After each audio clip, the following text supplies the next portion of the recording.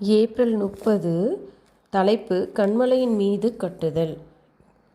ஆகையால் நான் சொல்லிய இந்த வார்த்தைகளை கேட்டு இவைகளின்படி செய்கிறவன் எவனோ அவனை கன்மலையின் மேல் தன் வீட்டை கட்டின புத்தியுள்ள மனுஷனுக்கு ஒப்பிடுவேன்.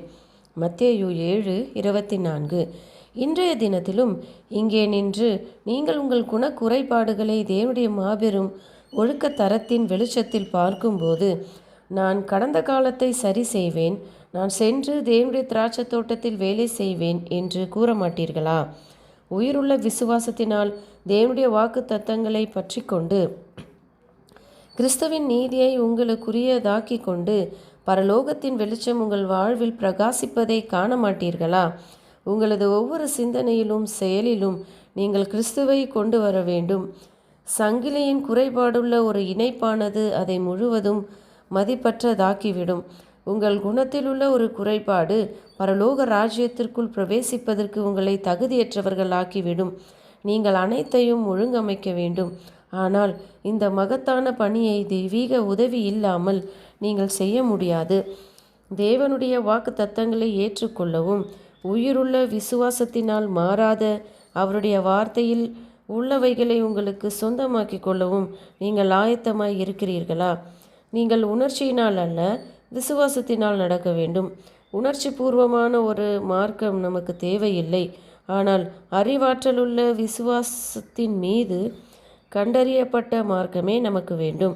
இந்த விசுவாசமானது அதன் பாதங்களை நித்திய கன்மலையாகிய தேவனுடைய வார்த்தையின் மீது பதிய செய்கிறது. விசுவாசத்தினால் நடப்பவர்கள் கிறிஸ்துவுக்கு தொடர்ச்சியாக கீழ்ப்படுவதினால் கிடைக்கும் பூரண குணத்தை என் நேரமும் தேடுகிறார்கள். நமது இரட்சிப்பின் அதிபதி அவரது கட்டளைகளை நமக்கு கொடுத்துள்ளார். நாம் முழுமையான கீழ்ப்படிதலை கொடுக்க வேண்டும்.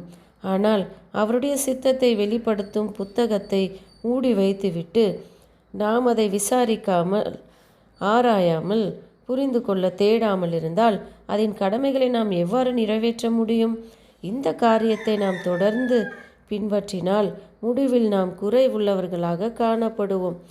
நாம் ஒரு நெருக்கடியை நோக்கி வந்து கொண்டிருக்கிறோம். நான் நமது ஆத்துமாக்கள் குறித்த திகிலில் இருக்கிறேன். விசுவாசத்தை விட்டு விலகி செல்கிற மனிதர்களை நாம் காண்பது ஏன்? நாம் எதை நம்புகிறோம் என்பதையும் நாம் அசைக்கப்படுவதில்லை என்பதையும் அறிந்த நிலையில் இருக்கிறோமா? சத்தியத்தை விட்டு விலகி செல்லும் ஆத்துமாக்கள் சிறிதளவேனும் நம்மை மனம் தளர பண்ணாமல் தேவனுடைய ஆசீர்வாதத்தை பெறுவதற்கு அதிக ஊக்கத்துடன் நம்மை தேட வைக்கட்டும். கல்வியோ அல்லது தாளந்துகளோ அல்லது மனிதர்களின் பதவியோ அவர்களை ரட்சிப்பதில்லை. இரட்சிப்புக்கேற்ற விசுவாசத்தின் மூலம் தேவ வல்லமையினால் நாம் காக்கப்பட வேண்டும். இன்று நீங்கள் தேவனுக்கு முன்பாக எவ்வாறு நிற்கிறீர்கள்? இக்கட்டு நாளில் அல்லது எதிர்காலத்தில் நீங்கள் எவ்வாறு நிற்பீர்கள் என்பது கேள்வி அல்ல. ஆனால் இன்று உங்கள் ஆத்துமாவின் நிலை என்ன? இன்று நீங்கள் வேலைக்கு செல்வீர்களா?